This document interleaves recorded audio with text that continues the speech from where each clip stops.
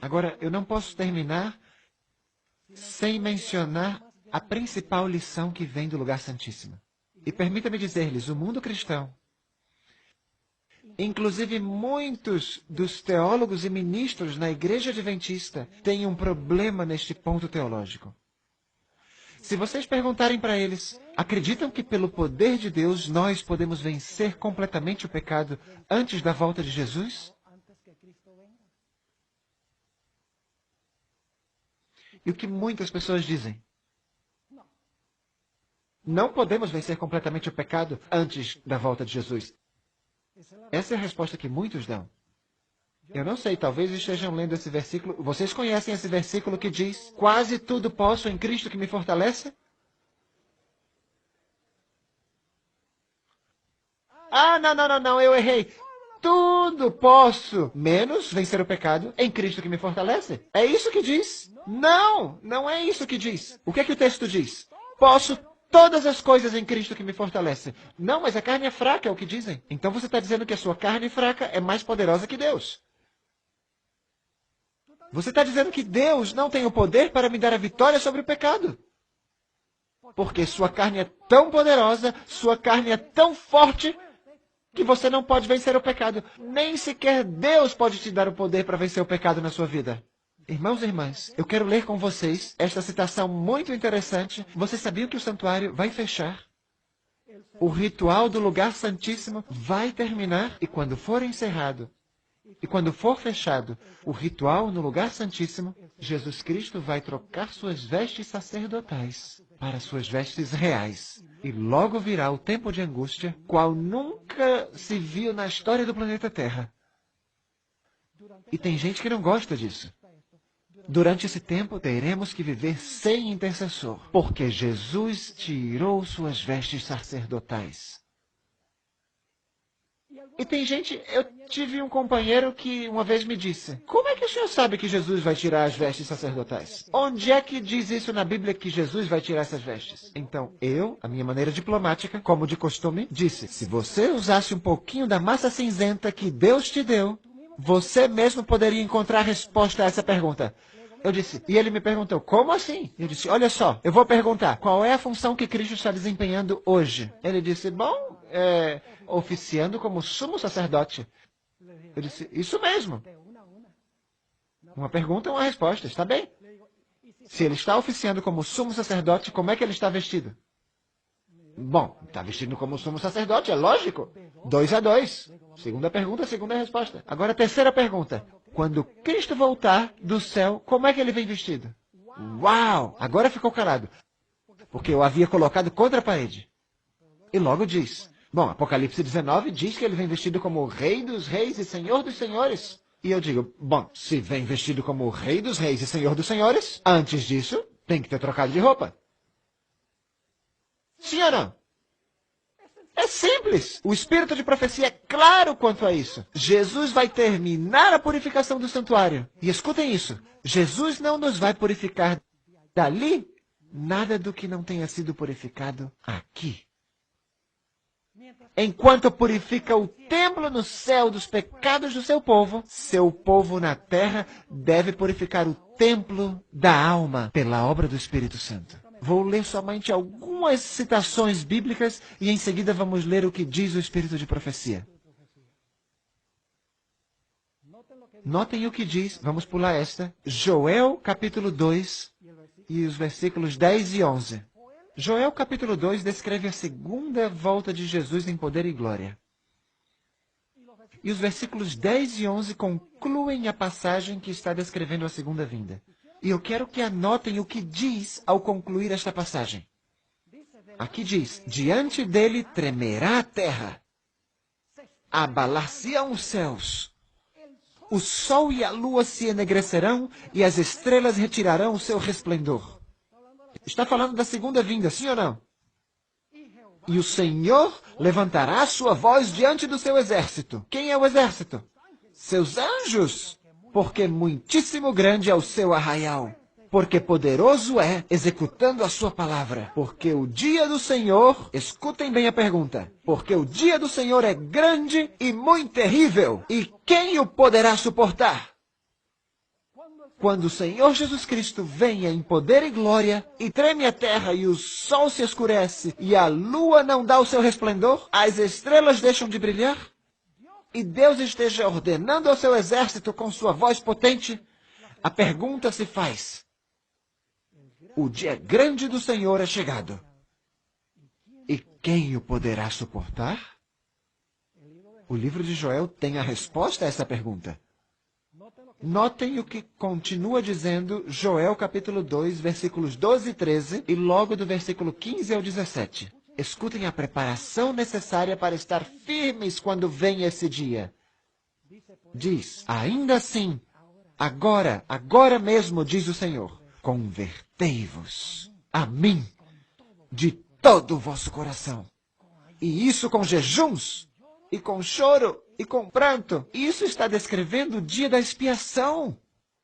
O que era feito no dia da expiação? Fazia-se jejum. O que fazia o povo? Afligia sua alma. O que era tocado antes do dia da expiação? As trombetas.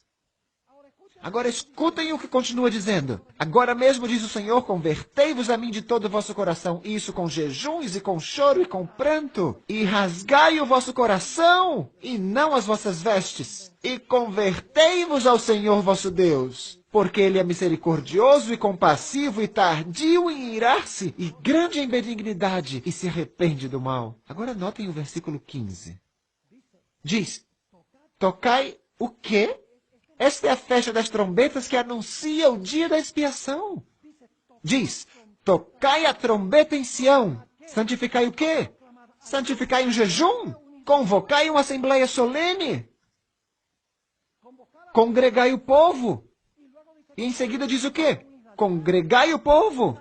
Santificai a congregação, ajuntai os anciãos, congregai as crianças e os que mamam. Ou seja, todo mundo tem que estar congregado ao redor do santuário no dia da expiação. E continua: saia o noivo da sua recâmara e a noiva do seu aposento. Ou seja, não dá tempo para a lua de mel. E em seguida diz: entre o alpendre e o altar, saltem e gritem e toquem tambores e façam outras coisas. Não! O que os ministros devem fazer? Disse: entre o alpendre e o altar, chorem os sacerdotes, ministros do Senhor, e digam: poupa teu povo, ó Senhor, e não entregues a tua herança ao opróbrio, para que os gentios o dominem. Porque diriam entre os povos: onde está o seu Deus? No tempo de angústia, é isso que vão dizer as nações. Onde está o Deus de vocês agora? Então eu pergunto para vocês, quem poderá estar firme, meus irmãos e irmãs, quando chegue aquele grande dia? Nos versículos seguintes, fala-se da preparação necessária: congregar-se, afligir a alma, jejuar, afligir o coração, converter-se, arrepender-se. É isso que devemos estar fazendo agora. Meus irmãos, agora não é o tempo de estar celebrando. Na festa dos tabernáculos nós vamos a celebrar. Agora é o tempo de examinar nossa vida. É o tempo de examinar o templo da alma.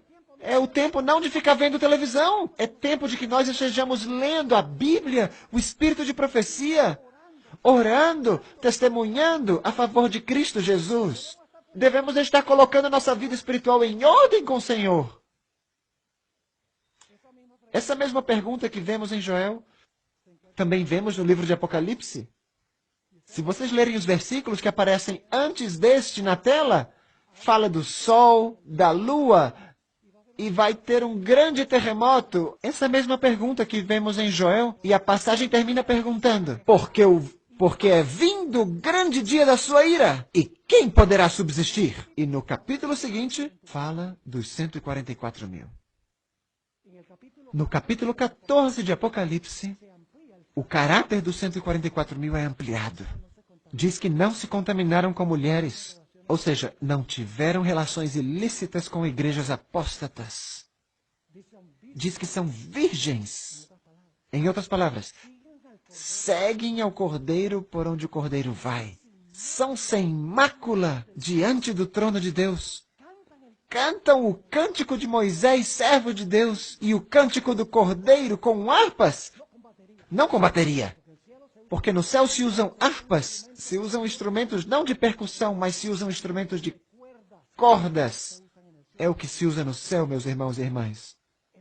Ou seja, os que poderão estar firmes são os 144 mil. São os que vão estar vivos quando o Senhor Jesus Cristo voltar. E dirão, esse é o nosso Deus a quem esperávamos. E Ele nos salvará. Meus irmãos e irmãs, agora eu vou ler uma citação solene do Espírito de Profecia. Vem do Grande Conflito, página 623. Escutem, solene essa citação. Agora, enquanto o nosso grande sumo sacerdote está a fazer expiação por nós, devemos procurar tornar-nos perfeitos em Cristo. Não, agora escutem bem. Vai falar primeiro de Jesus. Nem mesmo por um pensamento poderia nosso Salvador ser levado a ceder ao poder da tentação. Escutaram isso? Nosso Salvador não pôde ser levado a ceder à tentação, nem mesmo por um pensamento. E agora fala de nós. Satanás encontra nos corações humanos algum ponto em que pode obter apoio. Algum desejo pecaminoso é acariciado, por meio do qual suas tentações asseguram sua força. Mas Cristo declarou de si mesmo, aproxima-se o príncipe deste mundo e nada tem em mim. Satanás nada pôde achar no Filho de Deus que o habilitasse a alcançar a vitória. Tinha guardado os mandamentos de seu pai e não... Agora escutem. E não havia nele pecado que Satanás pudesse usar para sua vantagem. E agora escutem bem. Esta é a condição em que devem encontrar-se os que subsistirão no tempo de angústia. Nem sequer em pensamento. E vocês dizem, pastor, isso é impossível. Não, o que é impossível ao homem é possível a Deus. Porque se vocês dizem, meus irmãos, se nós dedicamos nossa vida ao que devemos dedicar nossa vida, nós vamos ser como Enoque.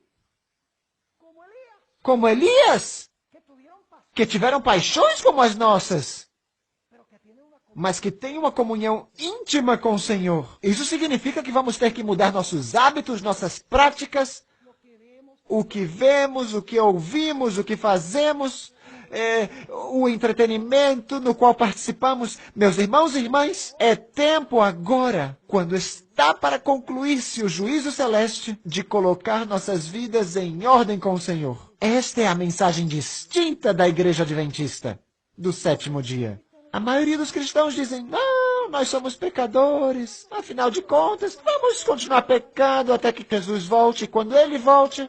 Então, por que não acerta tudo para todo mundo?